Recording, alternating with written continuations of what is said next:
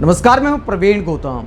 दोस्तों, बीजेपी सांसद मनोज तिवारी जिस तरह आज तक की एंकर अर्पिता आर्या पर भड़के वो दिखाता है कि मतलब के मुद्दों पर जब सत्ताधारी नेताओं से सवाल किए जाते हैं तो हालत कैसे खराब हो जाती है और एक आध बार ही ऐसे सवालों का सामना करना पड़ता है और उसमें भी गुस्सा आ जाता है, हाथ जोड़ लेते हैं, एंकर को ही विपक्षी नेता बता देते हैं।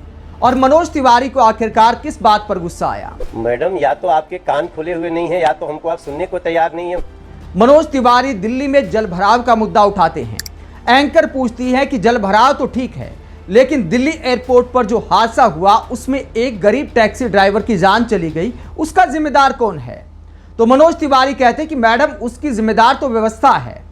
मतलब दिल्ली में अगर जल भराव होता है तो उसके जिम्मेदार अरविंद केजरीवाल हैं। अगर एयरपोर्ट पर कोई हादसा होता है तो उसकी जिम्मेदार सिर्फ व्यवस्था है, उसमें कोई नेता जिम्मेदार नहीं है। और मनोज तिवारी कैसी बचकाना बातें करते हैं। जल भराव की जहां तक बात है तो बड़ा एक बचकाना इंसिडेंट देखने को मिला। मनोज तिवारी चले जाते मिंटो रोड के नीचे एक गाड़ी फंस जाती है और कहते हैं कि पता नहीं दिल्ली को किसकी नज़र लग गई है, एक गाड़ी डूब रही थी, उसको मैंने जाकर बचाया। ये दावा करते हैं, सोशल मीडिया पर पोस्ट करते हैं। पब्लिक उनका ज्ञानवर्धन करती है कि मनोज तिवारी जी जिस मिंटो रोड पर आप गए हैं वो एनडीएमसी के अंतर्गत आता है, जो केंद्र सरकार के अधीन काम करती है। तो मनोज तिवारी सबसे पहले तो सही जगह पहुंचना चाहिए। हालांकि मैं ये नहीं कहता कि अरविंद केजरीवाल ने जल भराव को रोकने के लिए कोई शानदार काम किया है।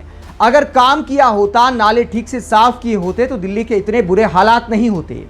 लेकिन डूबी सिर्फ दिल्ली नहीं है, दिल्ली के आजू बाजू के जो शहर हैं, जिस नोएडा में हमारे देश की मीडिया काम करती है, वहां की सड़कों का भी बारिश ने बुरा हाल कर दिया था। वहां पर भी दिल्ली वाले ही हालात थे। फरीदाबाद, जहां पर हरियाणा में डबल इंजन सरकार है, वहां पर भी ऐसे ही हालात थे जैसे दिल्ली में थे। तो तमाम शहर जल निकासी के मामले में फेल नजर आते हैं क्योंकि सीवरों की सफाई नहीं होती।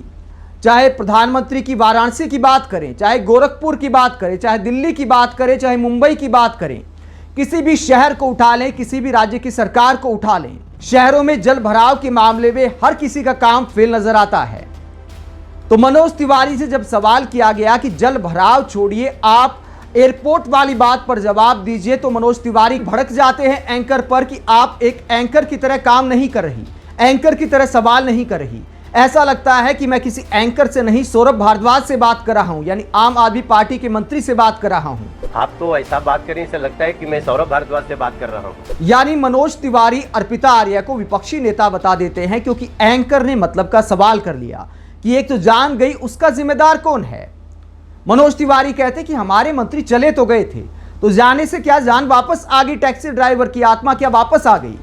किस तरह की बचकाना बातें मनोज तिवारी जैसे सांसद करते हैं।